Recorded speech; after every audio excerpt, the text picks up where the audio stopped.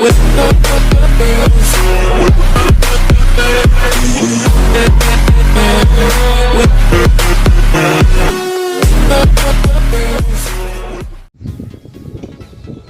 दोस्तों, तो आज की इस वीडियो में हम टिकेकरवाड़ी सोलापुर सेक्शन में शुरू हुए वायरिंग के काम को देखने वाले हैं, जहां पे टिकेकरवाड़ी की तरफ से वायरिंग की काम को शुरुआत हो चुकी है और अगर इसी स्पीड से काम चलता रहा तो अगले 3 से 4 दिनों में टिकेकरवाड़ी सोलापुर सेक्शन में पूरी तरीके से वायरिंग कंप्लीट हो जाएगी। तो वीडियो को अंत तक ज़रूर देखिए।